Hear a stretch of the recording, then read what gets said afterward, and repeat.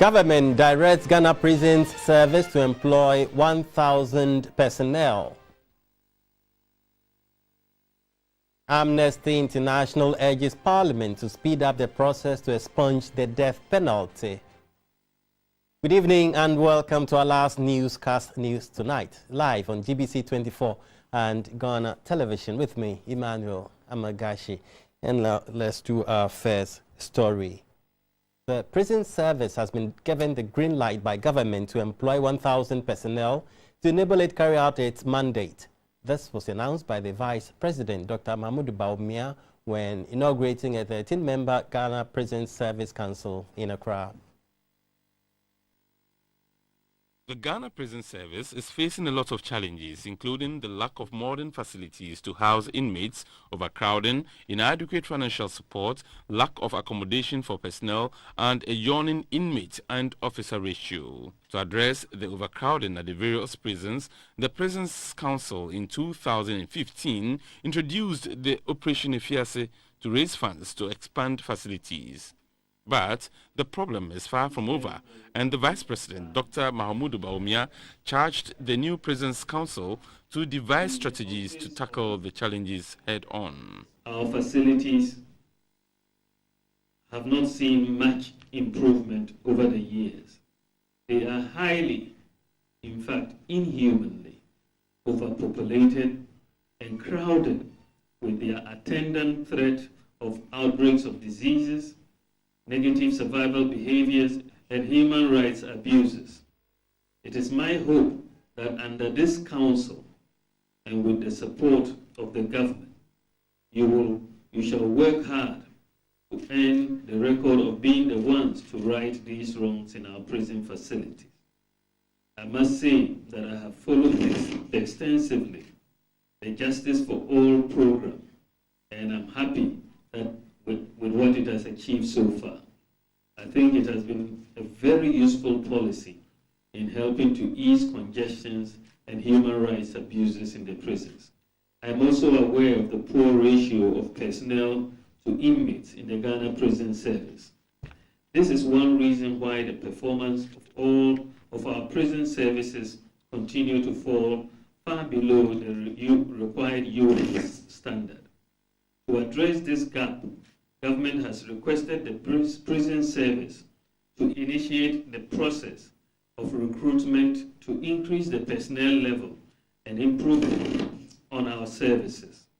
The Ghana Prison Service has been given approval to recruit 1,000 personnel to meet the international best practice, at least to make progress towards meeting the international best practices in prisons administration.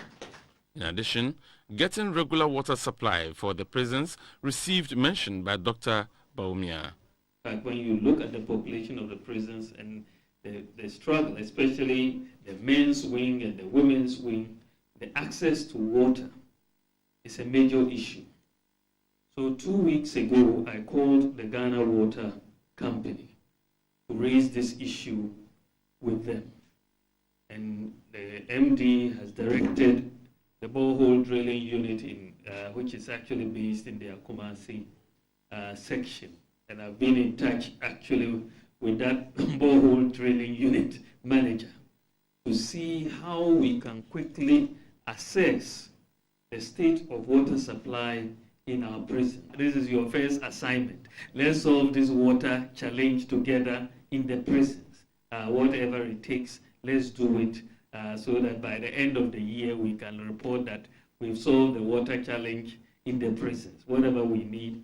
As for the location of resources, I also like you to know that in terms of the joint venture we've entered with China, we are providing 25,000 homes for the security services. So you will be very well catered for.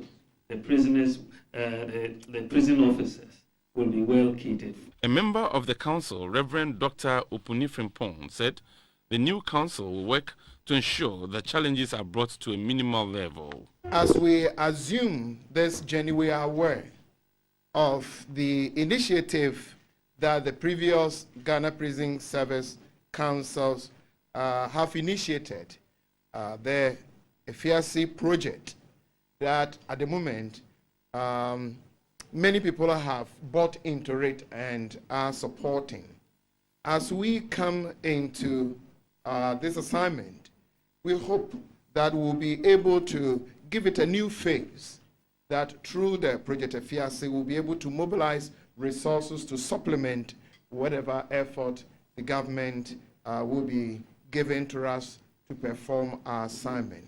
You mentioned overcrowding, and it's an issue that it seems to me the new council must pay much attention to, because we are aware the place of human dignity in the place of your government, His Excellency's own public utterances. We are aware that he paid much attention to issue of human right, human dignity, and we feel the overcrowding issue must be given much attention. The 13-member council is chaired by Reverend Peter Paul Yelizomi Anchuru, with the Interior Minister, Mr. Ambrose Derry, the Director of the Ghana Prison Service, Mr. Patrick Dakumisa, Dr. Frank Ankobia, and Mr. Kwesia Mwakwenje as members.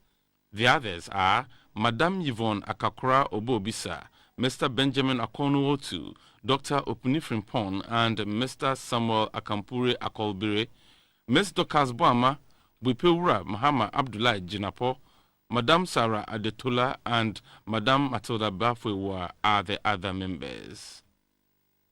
Amnesty International has held a meeting with the leadership of Parliament over the presence of the death sentence in the statute books.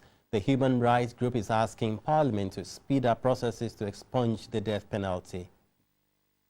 1993, Ghana has not applied or carried out any executions, but the law still exists. This is why Amnesty International wants the country to abolish the death penalty law in its entirety.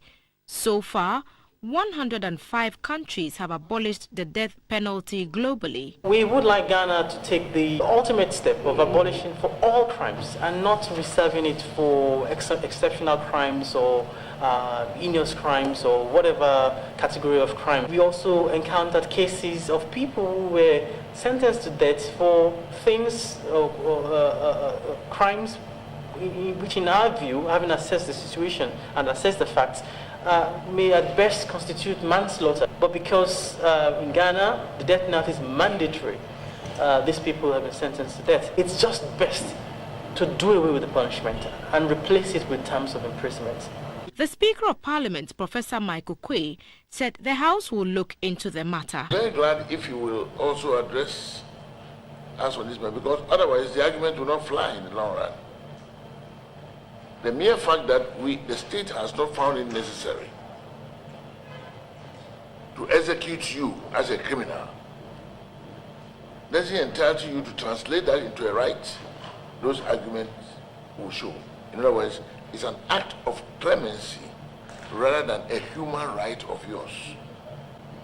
Honestly, in view of these developments, we Africans too are very concerned about certain things that may appear merely intellectual, but which become very, very practical. In the wake of mob actions in the country, the Deputy Minority Leader, Mr. James Savage, urged the human rights group to also educate people on their responsibilities and laws governing mob action. A delegation from the College of Sustainable Transformation and Development also called on the Speaker at the end of their 5-week leadership training program. Their mission was to brief the Speaker on their activities and programs, some of which would be beneficial to Parliament. The Deputy Majority Leader, Madam Sarah Adjoasafo, urged the College to come up with capacity-building programs for women in Parliament. Professor Michael Quay also held discussions with the 4th Deputy Speaker of the Burkina Faso's National Assembly, Monsieur Ousseini Tamburu. He extended an invitation to Professor Michael Quay to attend the upcoming inauguration of their National Assembly. The Speaker seized the opportunity to call for more collaboration and also proposed the establishment of a West African Electoral Commission to facilitate electoral processes in the sub-region. And the Court of Appeal has set Wednesday, 26 July 2017, to rule on the case of suspended renowned human rights lawyer Francis Sosu Xavier The embattled lawyer who is seeking to quash a 3-year legal practice ban on him by the General Legal Counsel is charged with grave professional misconduct. The decision to suspend human rights lawyer Francis Sosu Xavier comes after the General Legal Counsel found him guilty of 2 cases against him. The lawyer, who is known for his fight for the freedom of wrongful detained persons, is in the Court of Appeal to reverse the decision by the General Legal Counsel, GLC. Lead counsel for the appellant, Samuel Kujo, told the court that suspension by the GLC is harsh and disproportionate. According to lawyer Kujo, his client was wrongly charged with grave professional misconduct, which is not defined in the law. He argues that the Legal Vocation Act only refers to professional misconduct and claimed the sentence imposed on his client is high-handed. Counsel for the General Legal Counsel, Kizito Bayo, in his argument said that the court has no jurisdiction to entertain the matter because there is no appeal to be heard. The notice of appeal was wrongly filed and the records of appeal are yet to be compiled and submitted. Lawyer Bayo said the court cannot hear an application for stay at the first instance. Any such application must first be heard by the High Court. Let's now head to the Upper West region, where the Ministry of Food and Agriculture has launched a €160 million program aimed at ensuring sustainable agricultural production and value chain development in selected areas of the Savannah Ecological Zone. The program, which is being funded by the European Union, has the German government contributing €10.1 million. The 3-year program has 3 components: Market-Oriented Agricultural Program, MOAP, Productive Investment and Sustainable Agricultural Development in the Northern Savannah Ecological Zone, and Resilience Against Climate Change. The Market-Oriented Agricultural Program seeks to promote production and marketing of selected commodity value chains by strengthening public institutions and private sector actors. The selected crops are granules, soybeans, mango, pineapple, citrus fruits, vegetables, rice and sorghum. The ambassador of EU delegation in Ghana, Mr. William Hanna, said Ghana needs to tackle the issue of climate change head-on due to its impact on the agricultural sector. We have to deal with climate change. We have to tackle it. We have to tackle it together. And Ghana was one of the countries last year which ratified, which joined the Paris Agreement, and we believe in that agreement. We all have to work together. And so it's important that the agriculture that we would introduce with you, that we would support, would be resilient to climate change, would help us in that fight against climate change. The deputy head of mission at the German embassy, Mr. Bernard Abel, said the market-oriented agricultural program has supported farmers in the northern region to improve guinea fowl production. Our supported value chains in northern Ghana include mangoes, chili, as well as guinea fowl. The new guinea fowl slaughterhouse in Tamale, which has been completed just a few weeks ago, is a direct result of the various efforts by MOAP to support the guinea fowl value chain. The Minister of State at the Ministry of Food and Agriculture, Dr. Nura Gayle, elaborated on how Ghana stands to benefit from the program. We have to stop enumerating the challenges of the agricultural sector and rather put our shoulders to the wheel to act in a planned, coherent and focused manner to ensure the challenges are tackled. For a start, €20 million will be dispersed for the implementation of the market-oriented agricultural program in all the districts of the Upper West and 3 districts in the northern regions. A technology fund has been instituted to assist women farmers in the Upper West region. The fund will support the regional women to acquire farming tools. The initiative is expected to boost rice production in the region. Access to farm equipment by women farmers, particularly in rural areas, remains a challenge. This is because majority of them cannot afford the cost of the equipment. It is for this reason that Mennonite Economic Development Association, under its Greater Rural Opportunity for Women project, has decided to bear 70% of the cost of selected farm equipment for its members. Equipment available for purchase are planters, rollers, grinders, and personal protective equipment. The country program manager of MEDA, Madame Karen Walsh, said the fund will empower women farmers economically. It is an initiative that has been introduced to the GROW project to help grow women acquire specific necessary technologies at a subsidized cost, which will help lessen the time they spend doing work manually, increase their productivity, and ultimately their income levels.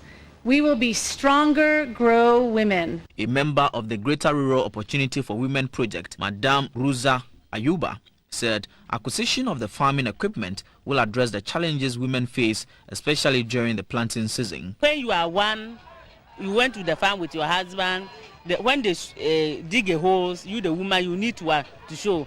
But you take about 3 days to show a unit. But when you have the planter, you show more than 2 acres or hectares a day. So I think that one has helped. A supplier of thrashers at the Tamale Implement Factory, Mr. Mohammed Ahmed, said the machine effectively utilized will improve the quality of produce and enhance profit. The women were also introduced to some financial institutions to enable them to access loans to pay 30% for the farming equipment. The Ghana Rice Interprofessional Body, GRIB, is asking government to purchase made-in-Ghana rice to support the school feeding program. Members of GRIB held a rice standardization policy meeting in Accra to press home their request. With population growth, urbanization and shifting of consumer preferences, demand for rice continues to expand. Reversing the country's import dependence has been a tough nut to crack by successive governments. Ghana imports about 60% of rice annually. However, rice farmers are scattered across the country, and when supported with outgrower schemes, Ghana's rice imports can reduce. A one-day workshop has been held to drum home to stakeholders and farmers the national standard for paddy rice, and this is to harmonize the national quality standard throughout the industry. We have to acknowledge that the rice industry holds immense prospects, the areas of wealth and sustainable job creation for the people of Ghana. If this rice, we can produce it to the standards that we see the imported ones, and we prefer the certain imported ones, you can see the jobs that is going to create and the economic impact it is going to have. The program advisor of the John Ejekum Kufuor Foundation, Mr. Gideon Pobli, said the foundation has been supporting agriculture for national development. The foundation is responsible for providing enabling policy environment for the rice sector's development. The foundation has helped in the review of the National Rice Development Strategy led by the Ministry of Food and Agriculture. We believe that when all these environmental or policy environment issues are fixed, we'll be very proud of the Ghana rice, and we'll all consume Ghana rice. And as we've gathered here, we'll all promote the consumption, the production of Ghana rice. 2 participants in the agribusiness sector shared their experiences with GBC24. People believe in the imported rice than the made in Ghana rice. I realized because we didn't have the system whereby we could destone and have the silky finishing. But now with the very good mills that are coming up, we can match any foreign rice in the country. In terms of taste, I would say the local rice has better taste. It has better nutrition as well. Our challenge is economies of scale and economies of scope. And so you are not able to produce so much for you to be consistent all year round. That's a huge challenge with the local rice. Some organizations represented at the function were the Food and Drugs Authority, Ghana Standards Authority, Pedigree, and other farmer-based organizations. And the national chairman of the People's National Convention, PNC, Mr. Bernard Mona, has hinted that the party is likely to question its five-time presidential candidate, Dr. Edward Nassigri Mahama, for accepting the post of ambassador at large from the government. Dr. Mahama is among 22 ambassadors sworn in by President Akufo-Addo. The chairman of the PNC spoke to GBC24. Edward Mahama has made us to believe that the only time he, in principle, will accept appointment is that such appointments will come through the party. And indeed, as you are aware, he told us that President Rawlings offered him and he declined because he did not come through the party. President John Ajekum Kufuor offered him running mate position and he declined because he wanted it to come through the party. Later, President Kufuor offered him Minister for Health and he declined because he did not come through the party. He made the party to sack Malam Issa for going ahead to accept an appointment before the president could pass it through the party. We have sacked Thomas Atiga of Ashanti Region, who was our Ashanti Regional Secretary, for going out there to campaign for an MPP candidate in the Aswasi by-elections. We have sacked Mahmoud Abbas, Greater Accra Regional Chairman. And on those bases, it is clear that Edward Mahama thinks that if you are talking about all-inclusive government, you should not sideline the party. You should route such requests through the party, and then the party may sit down to accept or otherwise. So from yesterday when the news broke, I said it's not true. It cannot be true, because in various capacities he was offered and he declined. Only for me to wake up this morning for news houses to start to tell me that, look, this is the voice of Edward Mahama, he is accepted, and so what are you talking about? And I said, no. The party will have to sit down to take a decision. Listen to what accounted for Dr. Edward Mahama, the leader of our party, going ahead to go and accept an appointment without the knowledge of the party. I thought that it was traumatizing. It is shocking to the membership of the party to wake up to realize that our leader has been taken for acceptance as an ambassador at large. If President Akufo-Addo, in the words of Edward Mahama, had possibly asked the party, I'm not sure that the party in a decision would say Edward Mahama should not serve our nation. Possibly yesterday, the party would have even accompanied him to say, look, President Akufo-Addo, Dr. Edward Mahama is not coming here to serve you, but he's coming here to serve Ghana. And I think that that whip, which he used to whip Malam Issa, to whip Thomas Atiga, and many others, maybe the whip is still hiding at the corner. Until we meet as a party, maybe he has decided to move. For instance, my brother Abu Ramadan moved and said that he's moved to the MPP. So when he accepts appointments in a party that he said have moved to, you cannot begrudge him because he has moved to that political party and he's now a member of the party. In this particular instance, we don't even know. Is Edward Mahama now moved to the MPP, or he just accepted the position? Is it a position that Edward Mahama as a person has taken, or is a position that is of the PNC? In the case of Al-Hassan Azong, when he served as minister under the NDC, it was a party decision to commit him to serve under the administration, particularly so when the NDC did not have majority in parliament and he was a member of the PNC in parliament. We asked him to serve under the government. So he had the party blessings in order to do what he did.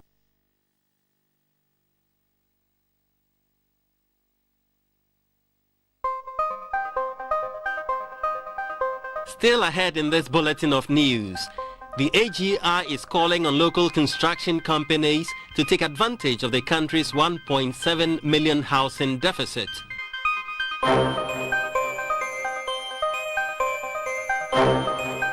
Two more medications have been developed to cure tuberculosis in 9 months instead of the usual 2 years of the current treatment. The new treatment is much more effective than the old one. The old treatment of 24 months was only very good for about 50% of the cases. And Black Stars captain Asamoah Gyan has officially rescinded his decision not to take penalty kicks for the nation. I know, I have the feeling, I know how to do it. Please don't go away.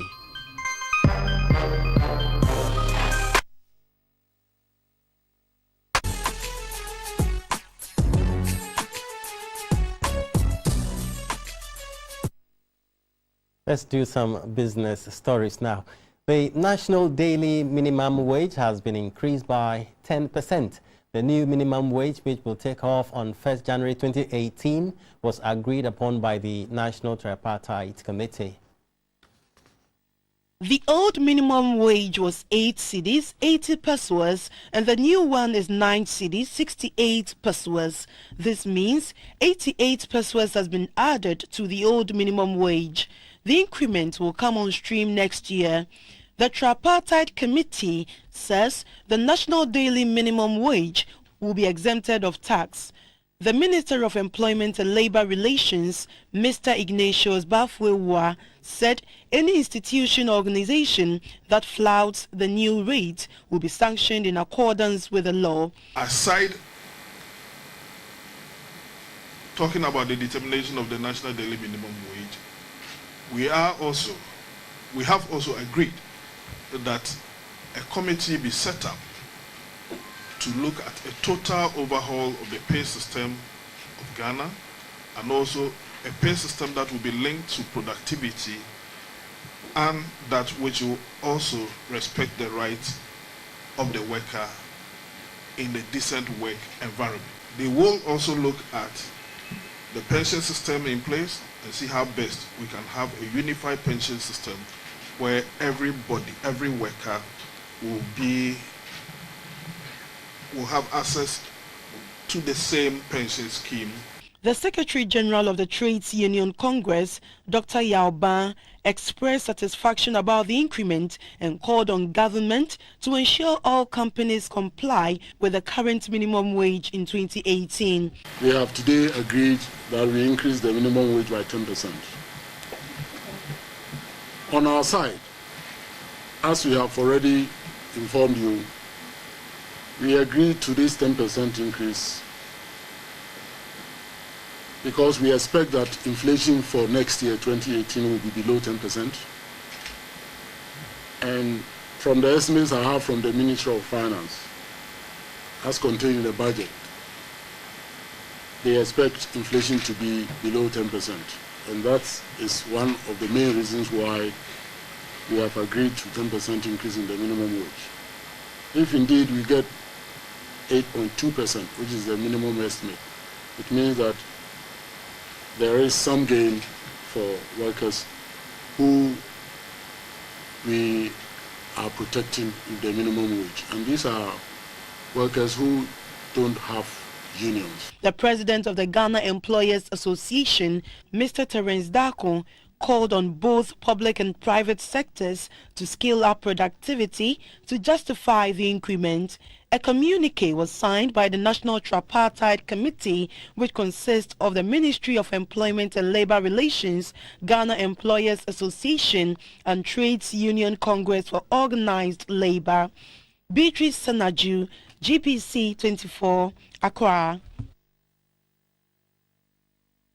And the Parliamentary Select Committee on Trade, Industry and Tourism have met with players at the port to ascertain the state of preparedness towards the paperless regime, which will take off next 2 months. The meeting brought together over 10 agencies and institutions to deliberate on the way forward for the start of a paperless regime at the ports. These reforms form part of government's move to transform the economy through enhanced economic trade and industrialization.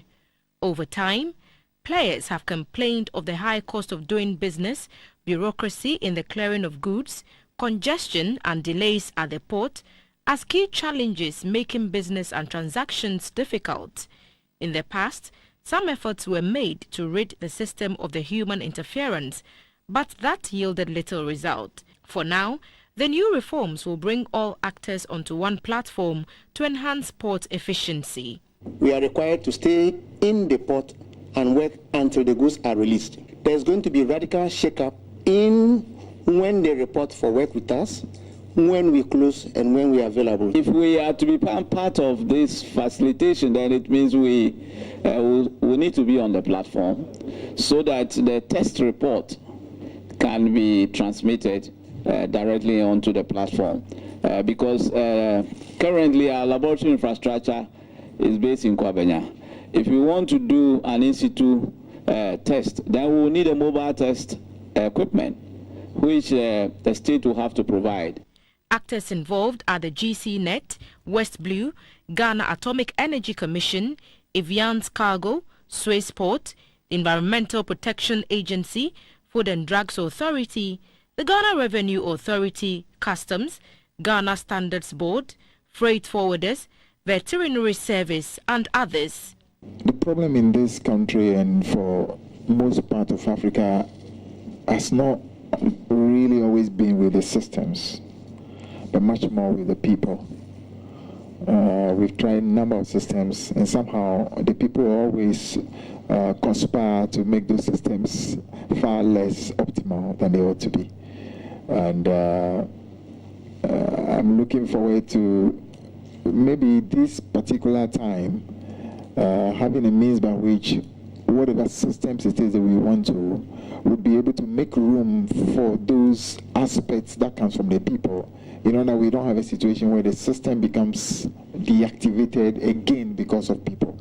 The committee expressed satisfaction with work done so far. One thing that we also identified is about information sharing, because since they are going to use the platform, there are so many informations that will come on board, and stakeholders should be prepared to share this information in terms of data and everything on the platform so that members can have an opportunity to access it, because we want to facilitate trade in our port. One of the key things we require is enforcement. You know, we can deploy all the systems, but if we don't enforce its use, paperless is not going to be successful, as well as any initiative. Paperless in the port is not the issue. What is going to happen if I leave the port and I come across police checkpoint? There are so many other checkpoints we come across where they ask for documents.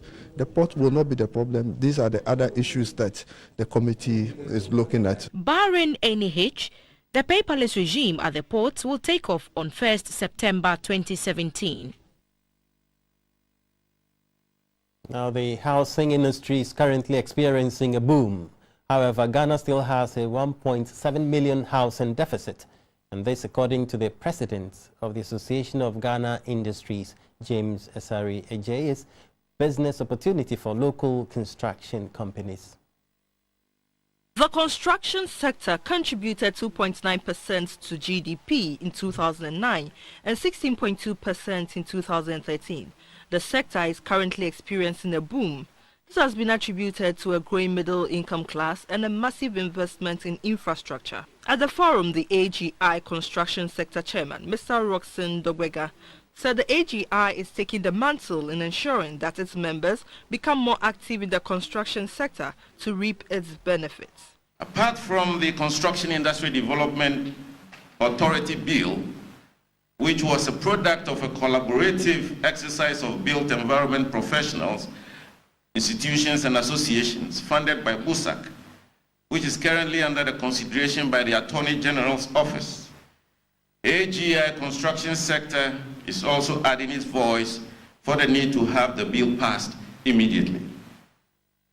And this should be the business of all stakeholders until this bill is passed. It is believed that it is a single bill that if it is passed, what we are experiencing as frustrations in the industry, the lack of attention and all of the related issues will be a thing of the past. The president of the AGI, Mr. James Asari Ejai, also called on government to ensure that local content comes into play in the selection of companies for construction projects. The AGI deliberately is looking at key sectors of the economy, as I said earlier on, try to bring up, indigenous local businesses, give them the needed capacity, whether technical or by way of standards, you see, and where necessary, look at the financing arrangement that would make, such local companies be able to leverage, whatever opportunities that are in the economy. With just about 2.8% of the workforce in the sector being the youth, the project director of YEDIE, Madam Kafui Mills Odoi, said the signing of the MOU with the AGI is to give the youth employable skills in the construction sector. When these people are prepared adequately, they would be able to engage. Now somebody will wonder what we are doing different. Okay, the skills we're doing, we're adding some value to that. Now they'll do the regular skills training, the basic training in that area.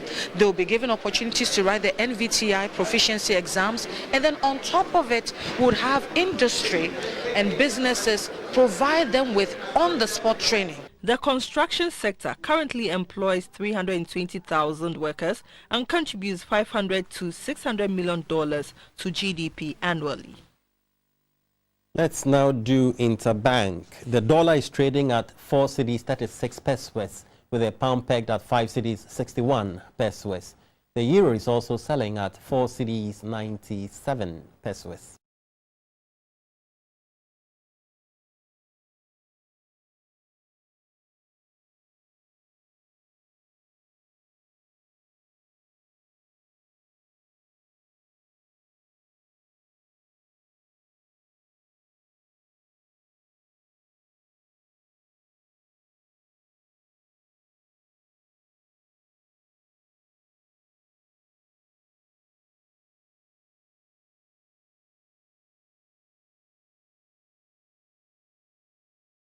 And that'll be all for business.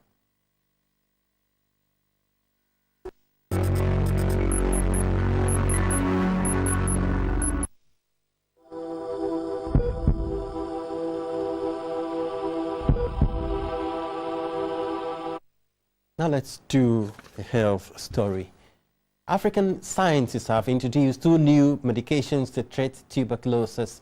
The medications are expected to cure TB in 9 months instead of the 2 years of treatment. The scientific director of the International Union Against Tuberculosis and Lung Disease, Dr. Paula Fujiwara, disclosed this at the conference of the African Union region. Tuberculosis is a communicable disease caused by bacterium which mostly attacks the lungs. The disease remains one of the deadliest and leading cause of death globally. Evidence from the WHO estimates that about 2 million deaths occur every year as a result of the disease, with Ghana recording over 46,000 new cases annually and about 15,000 unreported deaths.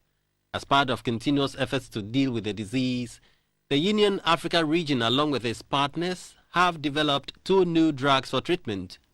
Stakeholders say these new medications are more effective and will augment the previous 4 medications which have been in the system over the years. The new treatment is much more effective than the old one.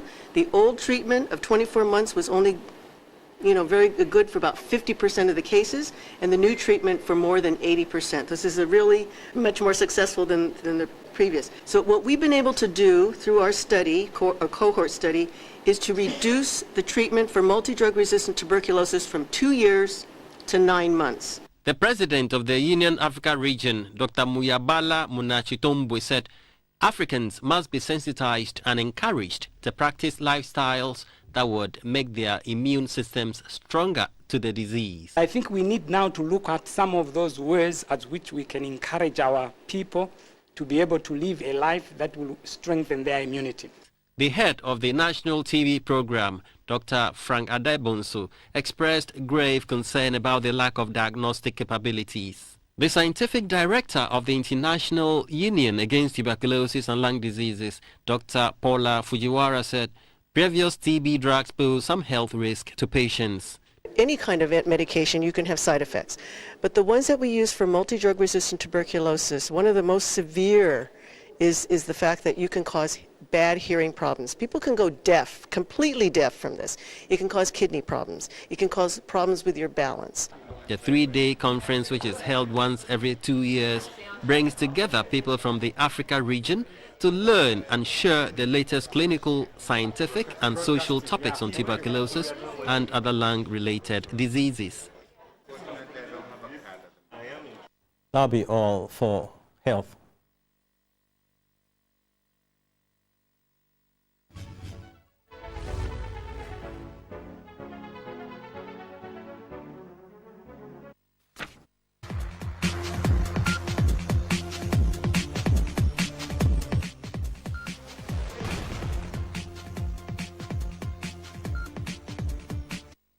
Let's do sports now and get sporty. Captain of the senior national male football team, the Black Stars, Asamoah Gyan, has officially rescinded his decision not to take penalty kicks for the nation. Gyan confirmed this last night on Sports Highlight. This is the only challenge for me. I think I've had a good career. I've had a successful career. Everything that I wanted in the game, I think I've got it. So this is the only challenge that I need to erase, and I know I'm going to do it. So I think it's confirmed now. That's right. It's official. Right now, Andre is scoring. Andre is the first penalty taker of the team. Okay. And then he also knows it. He also knows I can kick. Okay. So we can decide on the field what is going to happen. Away from that story, the national cycling team will leave Accra on Wednesday for Cote d'Ivoire to participate in the 29th edition of the La Route de l'Est.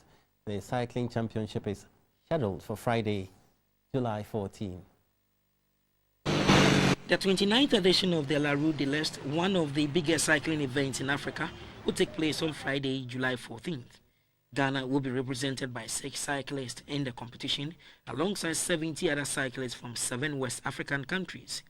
The competition, organized by the Ivorian Cycling Federation, is aimed at promoting cycling in Ivory Coast and also to enhance competition among West Africa riders. It is also to help unite the rebels and the army after the war in that country. The La Route de l'Est is also a platform for cyclists to prepare for other international competitions. The General Secretary of the Ghana Cycling Federation, Mr. Dennis Moore, who confirmed this on GBC24 Sports Discussion Program, The Page, says Team Ghana is ready. Currently, the Federation is planning, for the Commonwealth Youth Games to be staged in Bahamas from next month. So the Federation is presenting 2 athletes, 2 cyclists for that matter, Solomon Tego and Gabriel Tete. These are the 2 fantastic youth cyclists in the country now. And at the just ended national championships, they really proved their mettle. It was a wonderful junior race that they really won. So it really proves that their selection was on point. They are the 2 reps for this year's Commonwealth Games in the Bahamas. We're planning to also feature in the La Route de l'Est, that's in Ivory Coast, which will feature some of these wonderful cyclists who will be also featuring in the Carbe Cycling Challenge to prove their mettle over in La Côte d'Ivoire with over 8 other African countries, in that particular tour. These are all events that we are using as a platform for choosing quality cyclists for next year's Commonwealth Games in Australia. The Ghanaian cyclists will be accompanied by 3 officials and 2 media personnel. Now, the Ghana Premier League returns tomorrow with the match day 22 fixtures.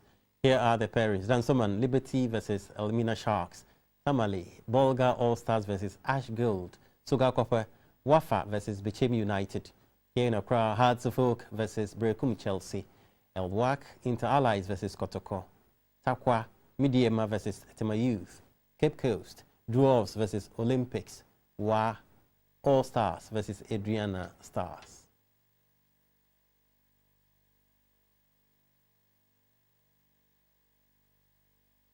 And Bayern Munich have signed Real Madrid's forward James Rodriguez on a 2-year loan deal. The 25-year-old who signed a 6-year contract at Real. We take a break here. We're back with the arts.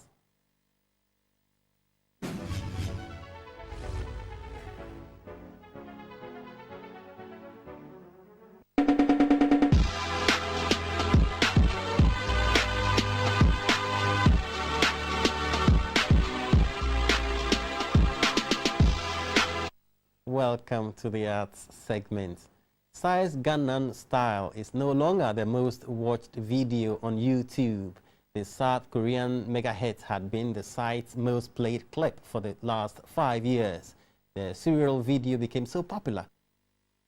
And before we go a look at our closing headlines, the Vice President says government has directed the Ghana Prison Service to employ 1,000 people to improve their prison's inmate to personnel ratio. Dr. Bawumia said this at the inauguration of a 13-member Ghana Prison Service Council in Accra, where he charged the council to find solutions to the numerous problems of the facility.